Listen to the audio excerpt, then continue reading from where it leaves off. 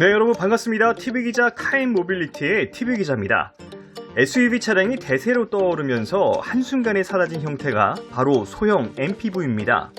딱 보기에도 껑충한 비율에 세련된 차라기보다는 실용성을 강조한 차라는 인식이 강하게 들면서 세련되기까지 한 SUV의 점유율을 빼앗기게 된 것이었죠. 그런데 여기 전기차로 다시 태어난 MPV 차량이 있습니다. 이런 형태를 오랜만에 봐서 그런 것일까요? 개성이 강하다는 생각이 들면서 실제로는 어떤 매력이 있는지 궁금증을 자아내는데요. 유럽 시장에서 큰 관심을 끌고 있는 포드 전기차 MPV 토네오 커리어는 어떤 차인지 지금부터 살펴보겠습니다.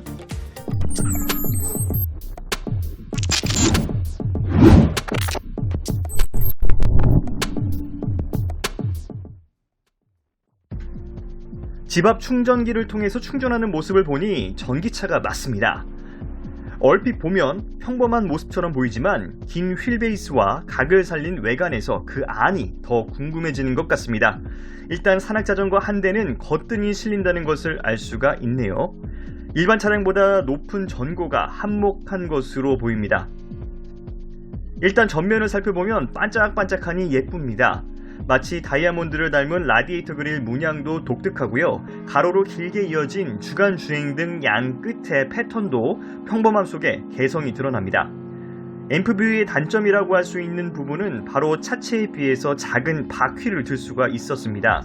실용성을 강조하다 보니 몸집에 딱 맞는 신발을 신기면서 연비 효율을 높일 수 있었던 것이기 때문입니다.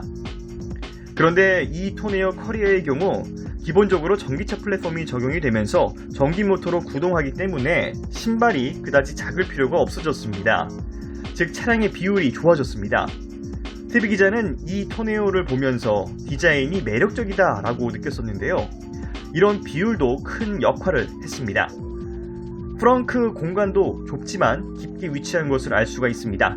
44리터의 공간이 확보됐다고 하네요. 후면부를 보면 테일게이트를 최대한 넓게 쓰기 위해서 브레이크 LED와 방향 지시 등을 가장자리로 밀어 놓았습니다. 최대한 넓게 열리고 많이 실으면 된다는 것이죠. 옆면에서 레일홈을 보면 알 수 있듯이 슬라이딩 도어가 적용돼서 이 역시 실용성을 살린 요소라는 것을 알 수가 있습니다. 승차 정원은 5명입니다. 2열은 풀플랫이 되기 때문에 짐을 더 싣고자 한다면 공간을 편하게 확장할 수가 있습니다. 내년 출시를 앞두고 있고요. 가장 먹힐 수 있는 시장인 유럽을 중심으로 전개될 것으로 보입니다. 136마력과 125마력 에코부스트 두 가지 버전이 있고요.